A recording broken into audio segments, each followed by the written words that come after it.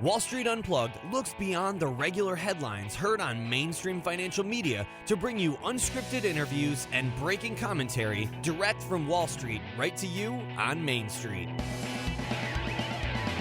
How's it going out there? It's April 29th. I'm Frank Curzio, host of the Wall Street Unplugged podcast, where I break down the headlines and tell you what's really moving these markets.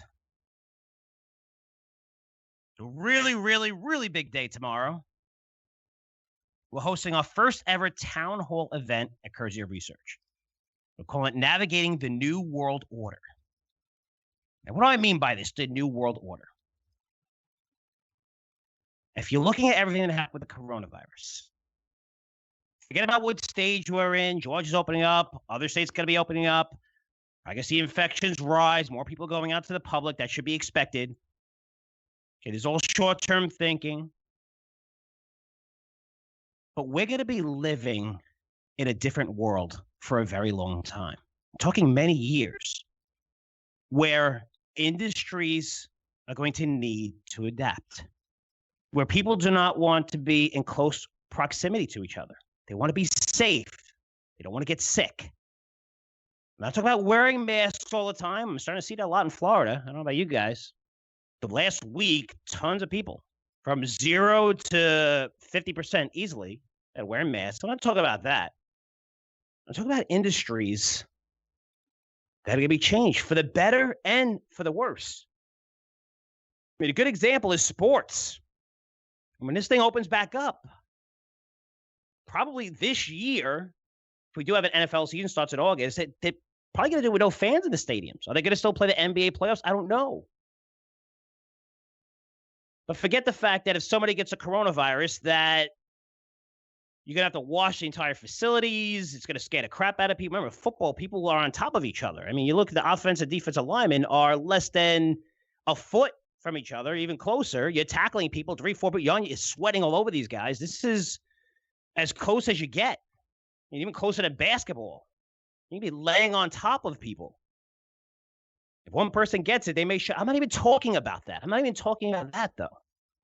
Because even when we fully open back up and they say, okay, you can go back to stadiums, they're not going to be full for a very long time. Not only that, even if they do say they sold out, if you're looking, I just read an article, which is interesting, on stadiums, how they're going to be changed logistically, where they're going to be taking out seats, making sure that there's separation in the lines. That's less revenue for these companies. Think about restaurants, social distancing. Yes, we can open up. Okay, well, we're going to take maybe 15% of the tables out, right? So they're not as close to each other. That's less revenue. It's less people. I mean, that's different when it comes to restaurants. That could be different in going bankrupt or staying open. That's a big deal. Having 15% less revenue every year. That's a huge deal. And then you're going to result in fewer employees being hired. But even with sports, they're going to be tailgating. I mean, that's a massive part of all sports. You know, you'll buy beers and food and cook on grills. Are they going to allow that? People are going to be all on top of each other. I don't know. I know they're definitely not going to allow it this year, but next year, even when they say, hey, it's okay, or we have a vaccine. Remember, we have a vaccine for the flu, and tens of thousands of people get it every year. It's not like the cure of all, the end of all. Hey, we got a vaccine. Everything that's F a vaccine even works. Well, we're seeing reinfections come out. If we have reinfections, a vaccine isn't really going to be too effective. Are you going to take that vaccine? You know, a lot of people don't take the flu vaccine. Why am I going to take it or risk anything? And most of these are safe. I give it to my kids, and I've taken it sometimes. I've gotten the shot. But without proper studies, because we're rushing this thing out, I mean, who knows the impact it could have on other things? We don't know that. If we're rushing this, that has to be tested all the way through. But you look at it, and that's just sports. I mean, it's going to affect revenues. It's going to affect the people who have the rights to broadcast this, that generate tons of money, all those companies, and they're going to hire a few employees. This is a real thing. This is a real thing. I could name 30 companies right there that are going to be impacted just off of sports, and there's probably hundreds of them. But think about that, not just in the U.S., but around the world. I'm going to break down how I see this market, which I described to you numerous times as the most dangerous I've seen in my 25-year career. We see 4 straight weeks of gains, solid gains. Some of those stocks deserve to come back. We recommended a few in our portfolios. We're participating in it. But just some of the names that are going up right now, you got to be kidding me. And semiconductors saying, yeah, we're still not too sure what's going on. We're still seeing supply disruptions. Should they be trading at higher levels than they were pre-coronavirus? Should Chipotle be trading higher than at its all-time high? I mean, really? Your all-time, I know they're doing good. I eat it, but I broke it down. I won't break it down again. I've done it in videos, but there's a lot of stuff going on in the market where, yes, we can go higher and we'll probably go higher. I mean, it is earnings season right now, and expectations are, hey, we're just going to remove our guidance. That's expected. Yeah, we beat this quarter. We're fine because we cut expenses tremendously. And some of these companies even took loans that they're still giving back. Yes, I'm talking about Harvard, the Lakers, keep going. A lot of publicly traded companies, Ruth Chris, a lot of these companies giving those loans back. Thank you for taking away from those small businesses. We appreciate it. When you're bringing all this together, it's crazy. I mean, so for me, I'm going to break it down. I'm getting tons of questions here. I want to go over the analysis of what sectors are going to benefit, which ones aren't going to benefit, are going to be at extreme risk, what to expect in 3 months, 12 months, even 36 months out. Because I can tell you, after this earnings season, reality is going to set in. It's going to set in. When you remove guidance, I mean, if under normal conditions, if you report earnings and lower guidance, your stock's going down minimum 10%. Minimum, especially if they have high expectations, which most of them did because they ran up and had high valuations going in. If you see the growth and they deserve those premiums, they're going to go higher. And then when you have a company, a growth company, warn, they usually get nailed. But they warn. They say, okay, we're not going to earn $1. We're going to earn 85 cents. They're not even saying that. They're saying we're removing guidance. Guys, there's a big difference between earning 85 cents and 10 cents. Disney is a good example of this. I mean, pre-coronavirus, you were looking at $5 and whatever, 30, 40, 50 cents were the consensus estimates in February. They're like $2.15 for this year. And then like even lower for next year for these analysts. Yeah, we're looking at a stock trading at, $100, $105 and trading at those levels at 40 times forward earnings, not even 2020, but 2021. But reality is going to set in, guys. It is. And we saw the same thing during the internet boom. We saw a lot of these technology stocks, they were trading close to 40 times forward earnings. And when they were 20 times, people were like, this is crazy. And they doubled. People forget they doubled in 1999. And everyone thought it was overvalued in 1998. But there's a difference. Those companies were seeing growth. The whole economy wasn't shut down. And these companies are saying, they weren't removing guidance. They were just like, hey, things are going to be great. Things are not great. So during this event, I'm going to break down exactly what I mean by the New World Order, where the sectors are going to be in big trouble. Think Dave & Buster's. Dave & Buster's is a fantastic company. It found a way to actually, for people to spend $150 on video games and food. It found a way. It was great. Here, put it on the card so you're not putting actual money in there. Well, you are putting actual money, but you don't see it. It's like a casino and having chips and stuff. It's the way they set that up, the new games and everything, it was just generate tons of cash flow. Stock was doing fantastic, but now in New World Order, I mean, think about it. It's going to be tough to go to an arcade with your kids and you're playing video games. Everyone's touching the video games. It's going to be a different environment. You're not going to see, right now, Dave & Buster's are closed. When they open up, you're not going to see tons of people go back. I mean, they're lucky if they get back 50% of people, but maybe they get back 60, 70. Still, that results in a massive decline where we're seeing a market that's trading near all-time highs. Even now, we're only 10% off our all-time high for the S&P 500. I mean, it's pretty crazy. So during the New World Order, this event, I break down sectors, which ones are in trouble, which ones will prosper, because there will be some that prosper, that do great in this environment. Software, cloud, video conferencing. Also going to discuss the massive spending by the government, which is definitely a short-term fix, but longer term, it's not going to lead to people spending more money on the things they love to do, the fun things. It's not. I mean, they're closing their wallets. Companies are closing their wallets. Look what CapEx is. They're lowering CapEx. They're lowering the amount of money they spend on marketing. That's how these companies grow. They're not going to grow as fast. And also, during this live webinar, I'm going to show you exactly what I'm doing with my own money. I'm going to share at least one trade, at least one, maybe two, thinking about it, but I got one that you should make right now. You should pay attention because the last trade we made is in my newsletter, Curzio Venture Opportunities, Nordic American Tankers, NAT. Recommended 3 weeks ago. It was on April 9th, below $4 a share. It's over $8 today, 100% gain, less than a month. And we just booked profits, selling half the position, which basically lowers our cost basis to zero. So this new trade I'm going to give you tomorrow is going to come from another insider, just like NAT. The reason why I recommend that is after interviewing Cactus. You guys listen to this on this podcast.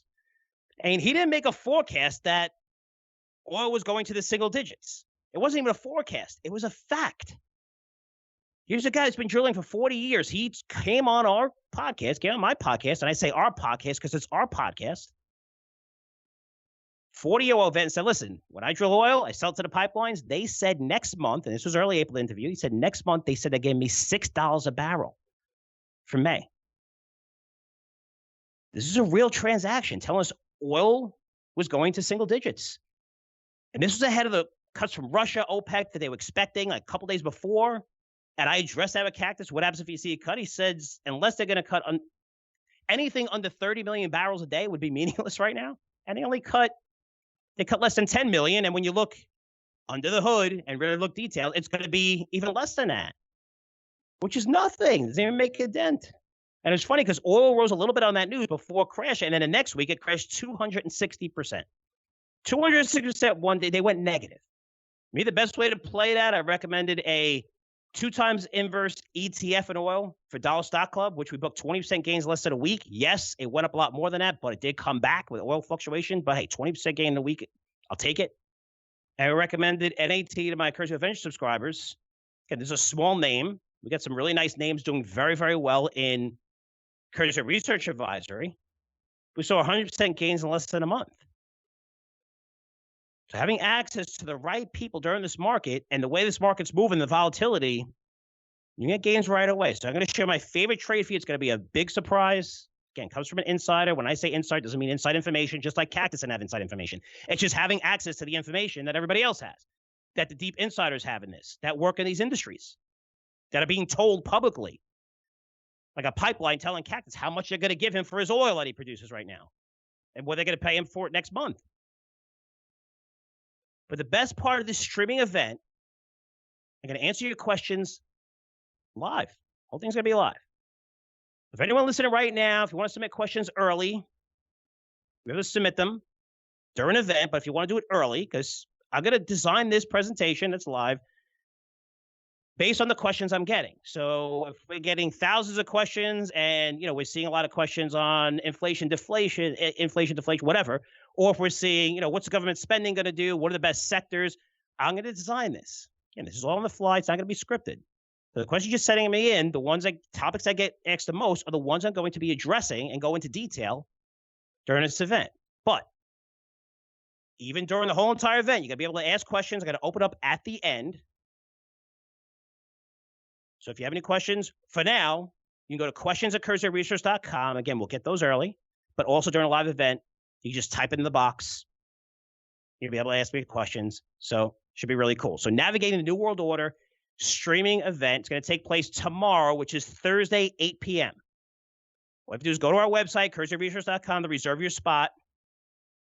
And it's absolutely for free. I'm really looking forward to it. I mean, the past week, man, really worked my ass off along with my team. But usually we'd be doing this in a studio, but since most of us are working from home, I'm going to be in my office running this technology, just a technology part myself going back and forth. But behind the scenes, I mean, every single employee is going to be on call. They are on call. They've been working their ass off just to get this event up and running. So I'm really looking forward to it. It's going to be really, really cool. So wish me luck. Again, it's going to be live. It's going to be cool. It's going to be relaxed. A lot of fun. Doing it late 8. So even on the West Coast, you'll be able to watch it. Not too late for you guys here on the East Coast. But in all seriousness here, I've just been getting a ton of questions from you. More than ever. Listeners, subscribers. So again, confusing times right now. It is pretty crazy. I just wanted to put on this event for you, since I truly believe there's so many portfolios out there that are at risk. And with everyone in the media having such conflicting opinions right now, and a lot of that is even based on politics, guys. November is the election. Again, I'm forced to watch Fox and CNN because I want to see what's out there. That gives me a good perspective of what people are thinking. CNN's like, don't open up anything. Georgia's crazy. And they're based in Atlanta, too. I didn't know that. They're based in Atlanta, CNN.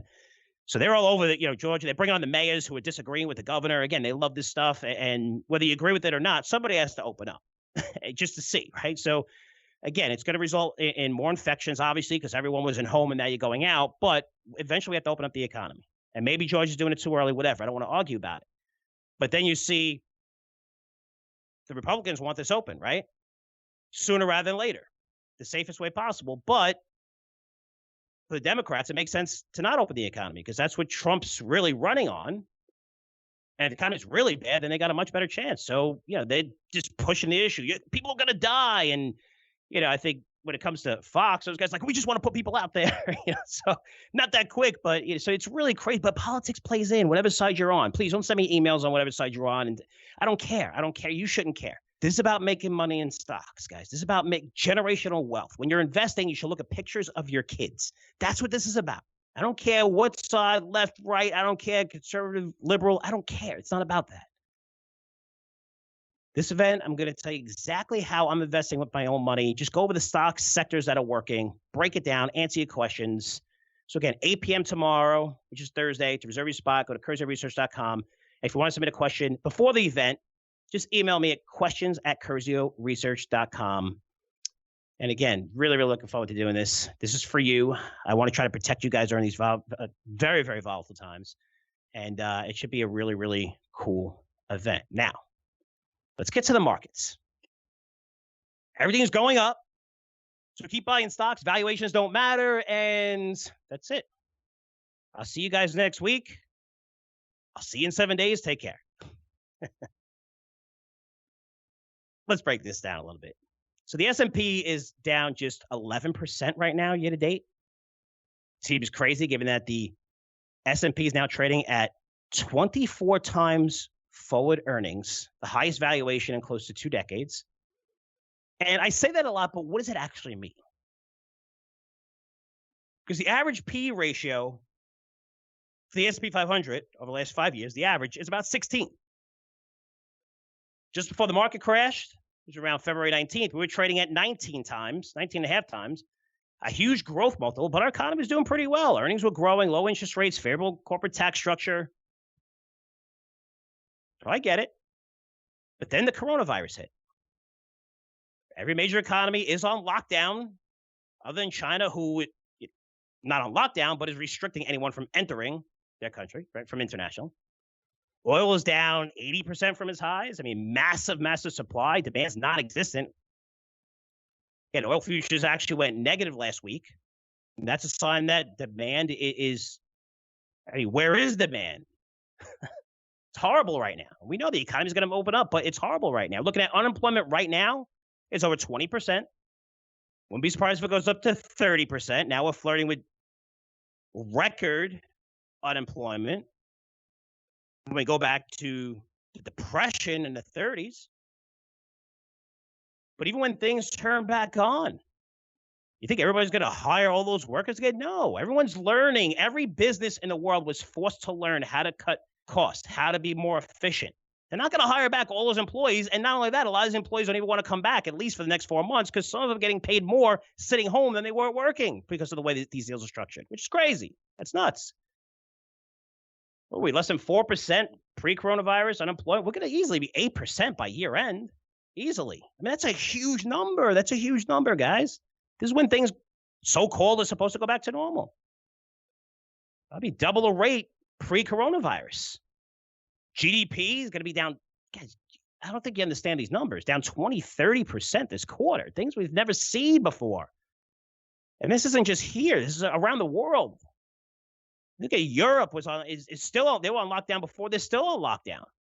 Russia's now pushing their lockdown out. Singapore, they're great. Look how they did. This is great. They handled the situation absolutely perfect. They have few debts. Good. They open up the economy. Now they just close it.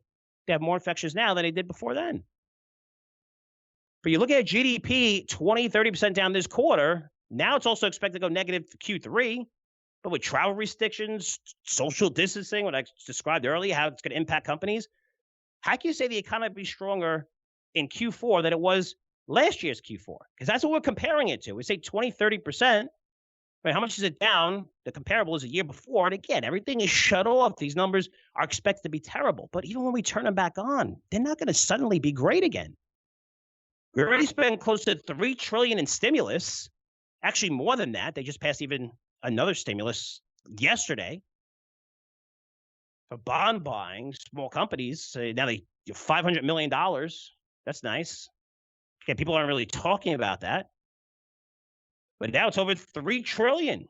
And we're not even close to being done. I mean, small business loans program is going to require even more funds than, was it $750 billion in total just for small business? That's a small business loans program. And that's been approved already. And put that in perspective, TARP, the amount of money we use for TARP to save the financial system. Everything, $450 billion. We're up to $750 billion just on small business loans. Airlines, we need to bail those guys out. Who's going to fly anywhere? Whatever. You agree with it, you don't agree with it. They got $25 billion. These are companies that generate $300 billion in sales last year. What's $25 billion going to do? Look at capacity down 70% here, 90% altogether, including international. What is $25 billion going to do for all these airlines? Sounds like a lot of money, but it really isn't. It's a highly capital-intensive business where it was working. These guys would generate huge profits, lots of cash flow, rewarding shareholders by buying back stock, which is great for all shareholders because it's going to push earnings higher. If you get mad at the airlines, get mad at every single company because buybacks have been hitting records since 2011, 12, 13, 14. It was going to be monster, huge this year. Most buybacks ever. Every company did it. Yes, it benefits the people who are running the companies, but it also benefits shareholders because as these earnings go higher, that's all Wall Street wants to see, and those stocks are going higher. They're paying dividends, increasing dividends. When you shut everything off, it's different. You think the government's not going to go back and give them even more money? You think they're not going to invest in these airlines, which they should be doing, as crazy as it sounds? I'm always saying that because it's our money you're bailing these guys out with. I'd rather have a stake in it knowing that the government's behind this, and those are our tax dollars, because I know you'll never let it fail, just like you did with the banks. And at least, technically, we're supposed to be doing well off of this. It's the way it's supposed to work. Otherwise, these guys are going to come out of it. It was a bailout taxpayer money, and it benefits nobody except the airlines. You already sent people checks already. It's not going to go to discretionary spending, but it's going to be, hey, let's pay existing bills, which have been piling up since tens of millions of people are not working right now, and they're scared shit. They want to go to work. Believe me, I talk to families. I talk to friends. It's insane right now, guys. First, a medical device company, an international medical device company, and now they halted all surgeries, right? Non-essential surgeries, and a lot of this, I mean, think about it. It's a hip replacement, knee replacement, all that's gone. So they fired him. His wife is a professional photographer who's awesome, and that's not on a list of businesses that are allowed to stay open. They're not generating revenue. They have kids. Yeah, most people in America, most of the population, and if you're not saying most, it's 50, 60%, they live paycheck to paycheck, and they spend, and they go out to dinner, and they're not broke or anything. But if you cut that off for 2, 3 months, 4 months, man, just like a business, it's going to impact you tremendously. These people are just going to run back, even if they get their jobs back, which maybe they won't. Medical supplies, I don't know. Do they need that many people in the office? They cut down on marketing, cut down on everything. Salespeople, no. It's going to take a while to ramp up. Just giving you an example here. So looking at all these problems. So my question is, why in the hell are we trading at the biggest growth multiple in nearly 2 decades with all these massive problems? I'm not even talking about China and what we're going to do with tariffs and how they're going to pay for spreading this thing everywhere. I'm not talking about Europe, which was in a recession, right? We depend on international growth. Again, we're trading at a perfect multiple of 19 times forward earnings pre-coronavirus. Everything was okay. Take out the international component. Take out China, part of China. It's going to get serious now. And I'm not being conflicting here because I told you don't worry about tariffs for 2 years while the market soared. There's hundreds of millions of stories written because China had no choice. They had no choice. We were in a great position. Our economy was rampant. Their economy was slowing. Their numbers were slowing. They were going to come around and sign a deal no matter what, and they did. That's not going to be the case going forward. It's going to be tariff penalties, restrictions of what happened. I mean, there's going to be a major fight with China. China accounted for 40% of the world's growth last year. I'm not even factoring this stuff in. So getting back to that question is why the hell we're trading at the biggest growth multiple in near 2 decades? With all these massive problems, and again, not just taking place now, but likely to last well into 2021, probably a lot longer. So in pretty scary times right now. I can tell you one thing, and I mean this, guys. If you're buying stocks today with the intention on holding them for 5 years, okay, honestly, there's a good chance many of these names are going to be trading lower than they are right now 5 years from now, because that's how much they moved higher. That's how much they're pricing in that kind of growth. I'm not comfortable telling you to buy JP Morgan now, hold it 5 years, you'll be okay. I don't know. I don't think that's a great investment. It may be. The conditions may change tremendously. Maybe the government says, we don't care. We are investing in banks again. We're investing in. Then the thesis changes, and that could change next week, guys, in this market. You have to be willing to adapt. Explain that numerous times. Because right now, for me, I see a lot of risk in this market. And not necessarily over the next month or two. Expectations are already built in. I talked about this earlier for companies reporting right now where they're pulling guidance, reporting, you're supposed to see same store sales for Chipotle at 13%, it's 3%. That's great news. Stock goes all-time high. Digital sales up 85%. Oh, yeah, but more than 80% of customers that already exist. So instead of calling, they're going on the app. They still would. It's not resulting in more sales. People love it. They don't care. I joke around. I say, based on that logic, Chipotle should hope the coronavirus lasts forever. The stock's trading all-time high with the stores closed, only open for takeout. It's crazy. That is crazy. They should be they should warrant the premium, which they do. They're trading at 90 times forward earnings, Chipotle. 90 times. Again, numbers don't really matter right now. Expectations right now, nobody cares about pulling guidance, even though when you pull guidance, you don't know if that means it's going to be a 20% decline or an 80% decline.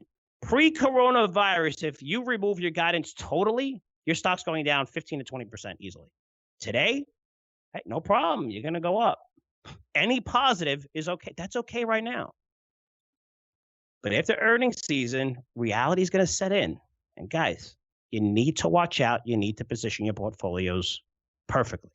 And I said this numerous times. Biggest lesson, one of the biggest lessons I've ever had, is when you are looking to invest in something, whether it's a bearish thesis, a bullish thesis, a sector, a stock, what you want to do is be willing to listen to the other side of your argument. So if you're long Apple, talk to the guys who are short Apple. Ask them why. Dig through their research. Believe me, they announce everything. It'll give you a better perspective. It'll shore up your position. It'll list what you're not seeing or what's not priced in.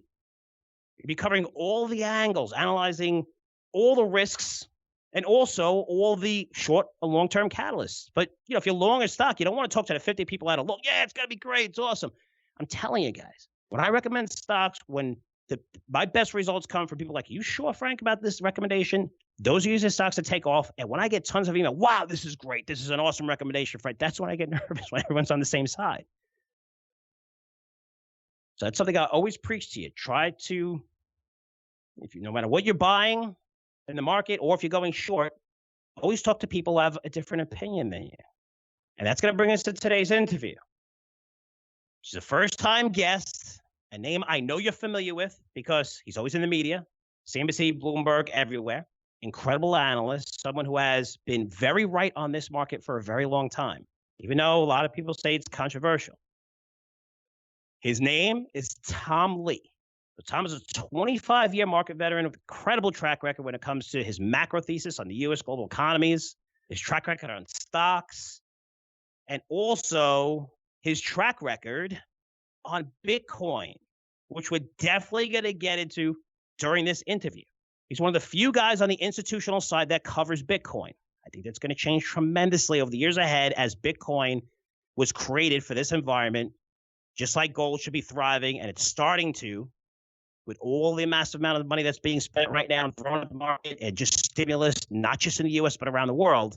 But he's going to give us his take on Bitcoin the macro, what he sees. Again, Tom is known for more of not necessarily a perma bull, but has been bullish for a long time, has been right for a long time. You got to give him credit. I'm negative on this market right now. I want to talk to someone who has an opposite opinion. Could be a fantastic interview, and let's get to it right now. Tom Lee, thanks so much for joining us on Wall Street Unplugged. Thanks for having me. So let's start with the coronavirus, something that you've been covering extensively. I've seen your research; it's been fantastic. What are your thoughts?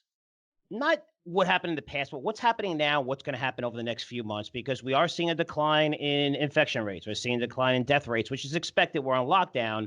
But once we open up these economies, we're going to see more people in the street. We may see this infection rates rise, right? I think that's pretty safe to say that's going to happen.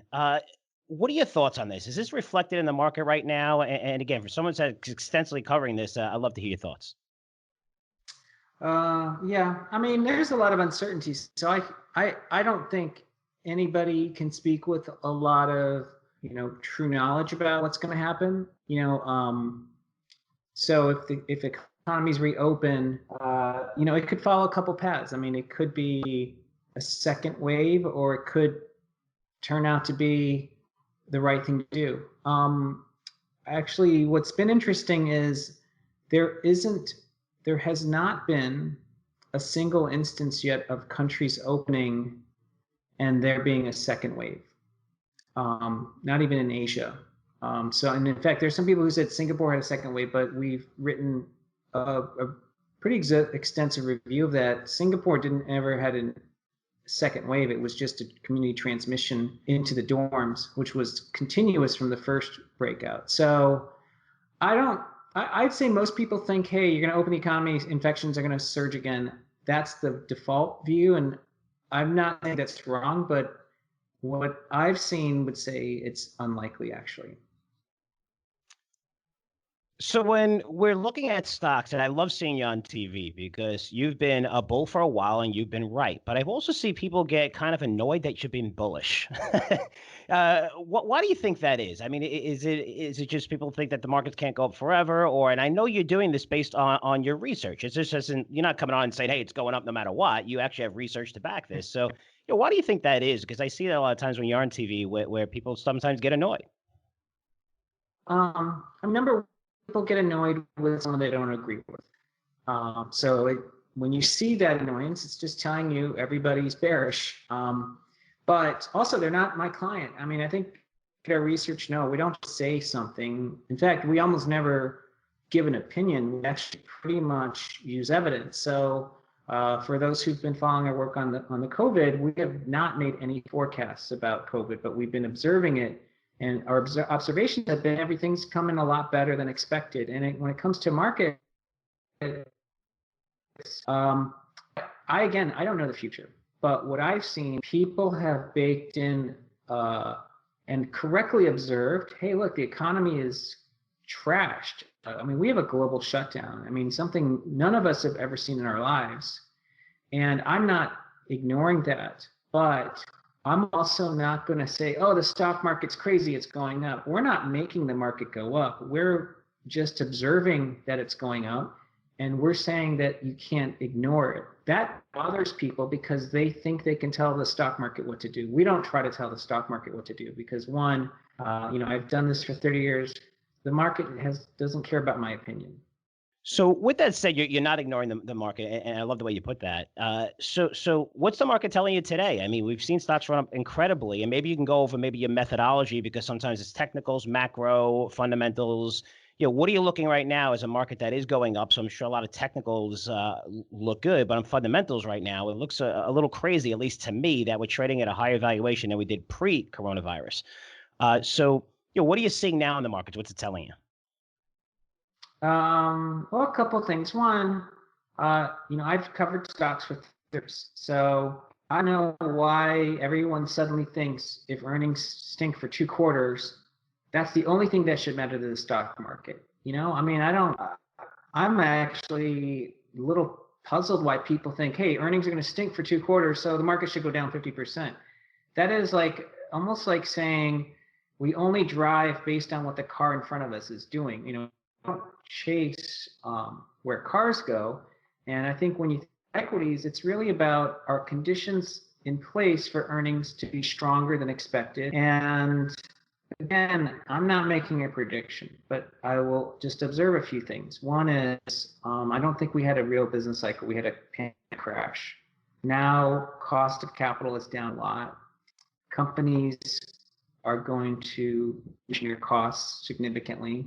So I think it does mean for any given level of revenue, earnings are going to be higher. Well, that's good for equity. So I think the stock market is telling us that there's a lot of operating leverage. And I would also maybe observe that if there's a lot of operating leverage, forget where stocks were in January.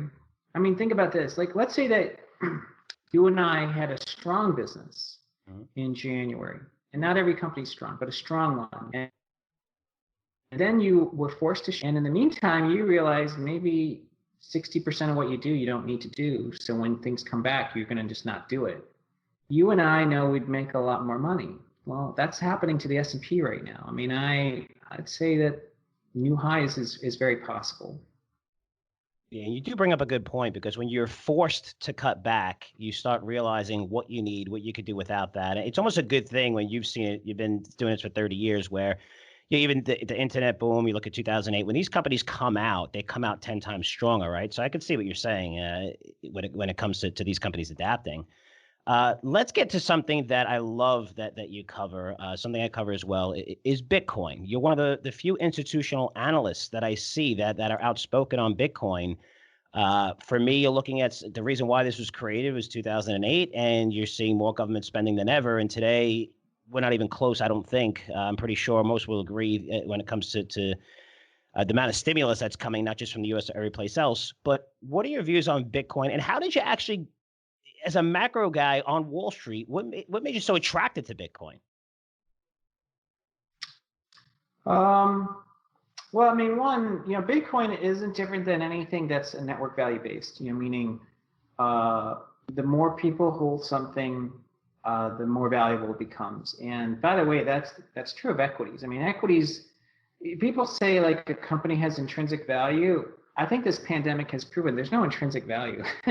I mean, if you shut down any company, they don't exist. There's no intrinsic value in any business. And so I think crypto just proves that whatever appeals and causes people to want to hold it, if it's a larger number of people, it's going to rise in value. And that's exactly Bitcoin. Bitcoin is not something that can be manipulated by inflationary policies. It is an extremely secure blockchain. I mean, in 11 years, there hasn't been a single hack on the Bitcoin blockchain.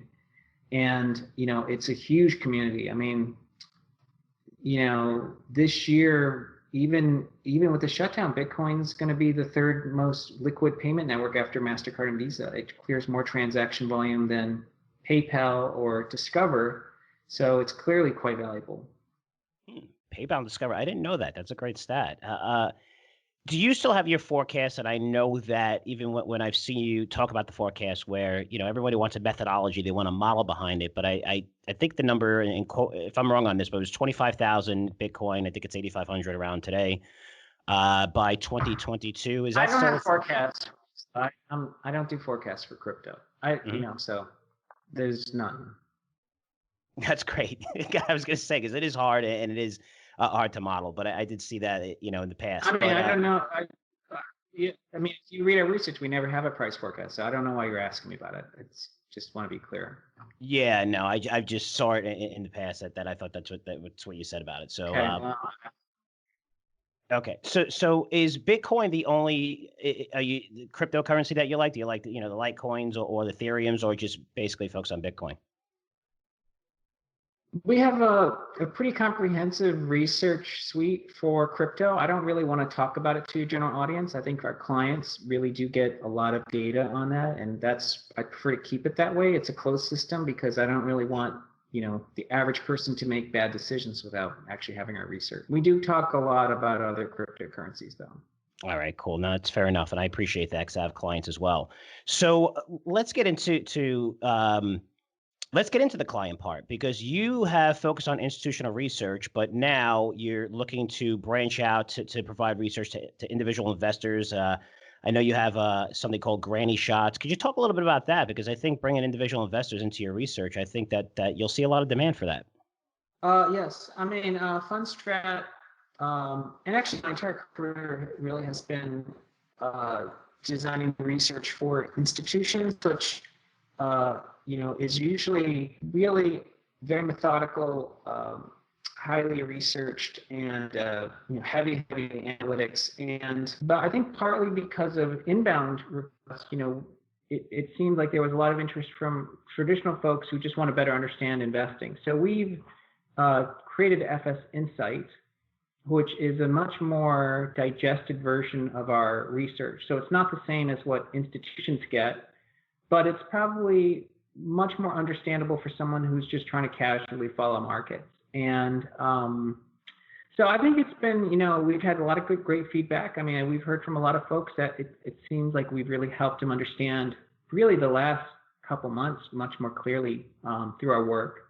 But one of the easiest ways for them to sort of try to express views is through granny shots, which is, it takes our thematic work, because we do work like on millennials and seasonality and styles, et cetera, and we then distill it to a handful of stocks, and those are sort of the quality names you'd want to own. It's almost like an all-weather portfolio, ones that you don't want to touch even during a downturn. And I mean, it's actually been a great way to sort of provide some ballast. I know in the first 4 months of this year, the granny shots has outperformed year to date by about, I think, 200 basis points relative to the market. And I think the only month that was, slightly underperforming, but it was only slight, was March. But otherwise, it's provided ballast. And I think since inception, it's been over 1,100 basis points. So again, it's a way for people to maybe try to follow our views, but if they don't want to trade, and I don't think most people should be trading,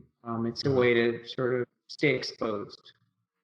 Now, you say it's a portfolio to hold, but then when you see an environment like this, well, maybe you have an Exxon, a Chevron, or you have a Disney where, they took on a lot of leverage to get into streaming, where their dividend may be cut. There's a lot of good names you're going to see dividends being cut. So do you look to rebalance, or you just like, hey, you know what, that's factored in, and these are things that again, we're in a much crazier environment than we've seen in the last 10 years. So, I mean, it's a fair question. I mean, I think, Frank, it is. I think everybody needs to, realize there's a lot of uncertainty. So anybody, even providing views, including us, we can't predict the future. So I'm as uncertain as everyone else is. But dividend cuts aren't like, it's logical. I mean, I think every company should be cutting dividends right now, because why spend cash if you don't know how things are going to look? So I think that the market should be giving a pass to any company that has to cut dividends now, or is even thinking about it. In fact, I don't think it's a virtue to be, increasing dividends. But what we think is likely to happen is a pretty strong economic recovery. I mean, I think consumer confidence has held up shockingly well. I mean, we got a read yesterday, and with 20% unemployment, consumer confidence should be like in the toilet.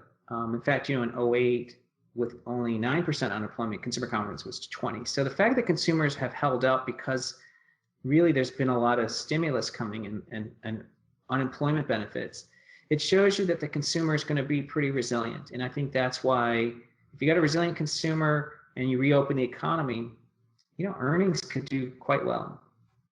You bring up a good point, because sentiment's such a big deal. And when sentiment's weak, people spend less. But you're talking about unemployment rates at 20%. These people are worried. So, I mean, they could feel confident maybe because they see stocks coming up. But do you really think that the people who are unemployed right now are really going to go out there and spend over the next 6-12 months, maybe when they get their job back?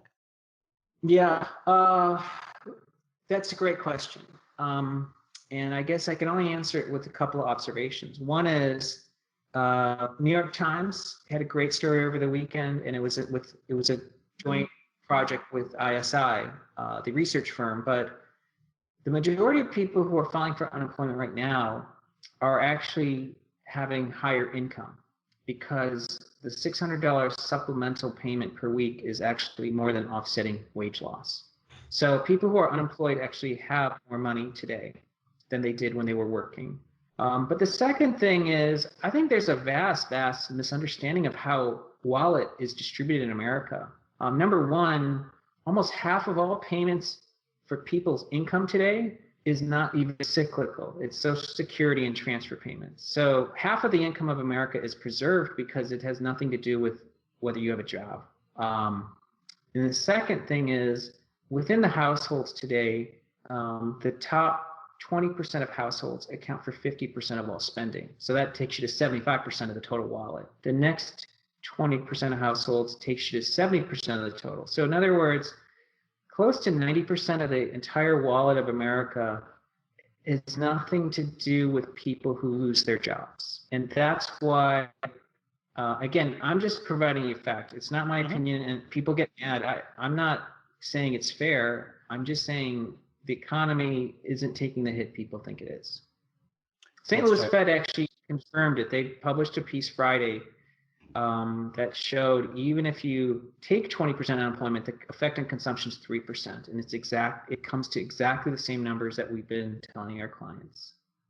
So these are the same numbers, and again, you're shooting facts, you're not giving an opinion, but these are the same numbers the government sees. And if the economy is those numbers, again, if they're accurate, why are we talking about much more stimulus on the way then? That's a great question. I mean, look, there's a human tragedy, Frank. I mean, really big. I mean, 20% of people don't have a job. That's really tragic because, these people want to work. I mean, I think we should try to get people back in their jobs. And unfortunately, restaurants have a high failure rate already. 92% of restaurants fail after 5 years as it is. So the pandemic is only just compressing 5 years into 3 weeks, but most restaurants would fail anyways. So the policy that the government pursues, should be, part of it is stimulus to fix the hole. But I think the other part has to be how to employ people, because I do think restaurants, which do have a lot of jobs, are going to have a very difficult time scaling again. But you know what?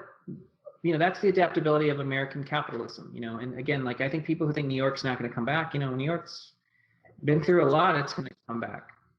Yeah, New York always comes back. I'm a former New Yorker. I know. So, yeah. So let's finish with this, if you can. I don't want you to give away things, of course, that you're giving away to paid clients. But are there any ideas, or even if it's sectors, things that you want to share? Because I know my audience loves, and everybody loves picks. Even when I do interviews, they always want picks. But I was wondering if there's either sectors or different areas that you're seeing value in. Yeah.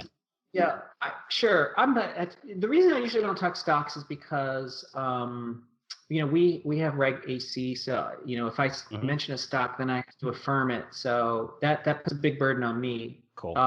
So, but in terms of sectors, what we've been advising people is to say, look, you always want to pick winners, not losers. Right? You don't want to pick a weak company in a bad industry because you're going to lose money. But in this crisis, the mistake is to treat it like a business cycle. And so we think if you treat it like a pandemic, then the stocks that got crushed, the social distance victim companies like the hotels, casinos, travel, they aren't weak companies. They were forced to collapse because of social distance. That's what we call the epicenter. We want people to really buy a pretty hefty chunk of that, because that's just like October 08. In October 08, if you bought the epicenter of that financial crisis, you made a lot of money a year later. And so we think consumer discretionary is the epicenter. We want to be buying a lot of that hand over fist. By the way, the best time in the last 40 years to ever buy consumer discretionary stocks is when consumer confidence tanks, which it is. So that's another reason. So, we like the things that have gotten crushed. I love that thesis too. I mean, you're buying the things like in right in the middle of all the crisis, and we've seen that in the past, even in technology in 2000 when the markets do crash in 87. Those seem to bounce back the most, and you can still get them pretty cheap, even though they're rising now. But it seems that I really like that strategy. So, You know, good luck. I love the fact that, an institutional guy that people respect, that you're going to provide that research for individual investors. I think that's awesome. I think, opening that up, a lot of people are going to be interested in what you're saying. They respect you. And I really want to thank you for coming on. I know how busy you are and you're all over TV and everything. So thanks so much for coming on the podcast. It really means a lot. Yep, thanks.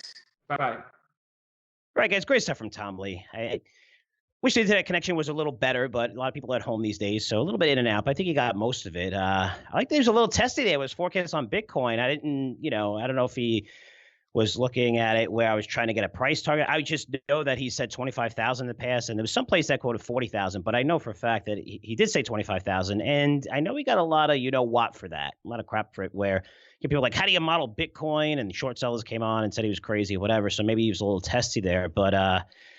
Pretty good interview, right? I mean, I was asking him questions. I know he's bullish. I wish he was a little more. I could see why when people interview Tom that, it gets a little testy. I was just trying to get some more answers out of him where, hey, this is not my forecast. It's just a fact. This is not my forecast. Well, when you're analysts, people pay for your forecast. So I wanted to get some more forecasts, and he did at the end, which I thought was fantastic. But I love having him on. He was really great. Look, whether you like him or not, his opinions are always backed up by tons of analysis. And I've seen that analysis. He set me up before the interview. Fantastic. I mean, really puts in the work, has a great team, have a lot of respect for him. I love he's one of the few analysts on Wall Street, when I say Wall Street, the institutional side, to cover Bitcoin. And I said earlier, I think that's going to change. You're going to see more institutions following Tom because Bitcoin is a great asset to own in this market. And this market, I mean, with the government, over $3 trillion spending on our end. I mean, the stimulus, we're in better shape than most of the economies out there. The amount of money that's going to be spent, the GDP ratios that are going to be, debt ratios, 100% over GDP. It's insane. It's insane to stop this because it's going to get worse. We have all the governments out there, all together, central governments. Great time for Bitcoin. Just like I say, it's a great time for gold. I'm really appreciative for Tom coming on Wall Street Unplugged. And